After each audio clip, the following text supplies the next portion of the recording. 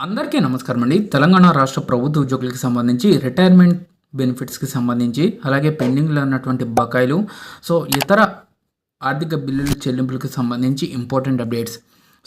తెలంగాణ సర్కార్‌కు retirement tension అయితే పట్టుకుందండి. అసలే ఆర్థిక కష్టాలు ఏటా రూ. 5,000 కోట్లు అవసరమైతే అవుతాయి.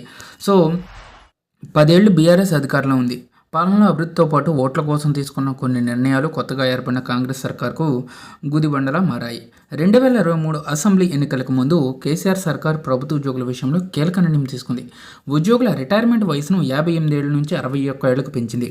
దీంతో 3 ఏళ్లు రాష్ట్రంలో ఉద్యోగ విరమణలు నిలిచిపోయాయి. ఈ ఏడాది జూన్ నుంచే ఉద్యోగ విరమణలు మొదలయ్యాయి. రిటైర్ అయ్యే ఉద్యోగులకు చెల్లించాల్సిన రిటైర్మెంట్ బెనిఫిట్స్ ఇప్పుడు రేవంత్ సర్కార్కు భారంగా మారాయి. ఇప్పటికే 6 గ్యారంటీల అమలు, గత ప్రభుత్వం చేసిన 7 లక్షల కోట్ల అప్పుకు వడ్డీలు చెల్లించడానికి రాష్ట్ర ఆర్థిక పరిస్థితి సరిపోవడం లేదు.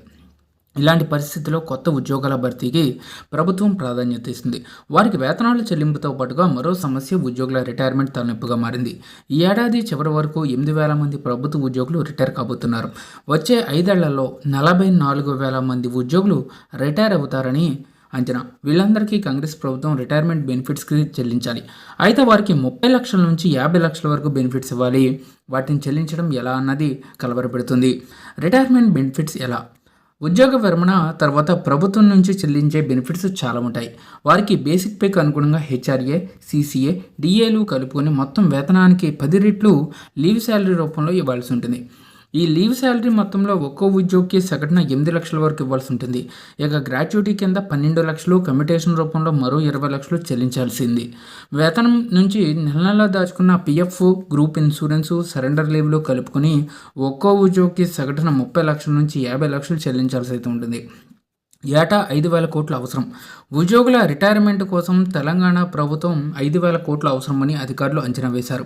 2025 డిసెంబర్ నాటికి 10,000 మంది రిటైర్ కాబోతున్నారు. 2026-27లోనూ 10,000 మంది చొప్పున రిటైర్ అయ్యే అవకాశం ఉంది.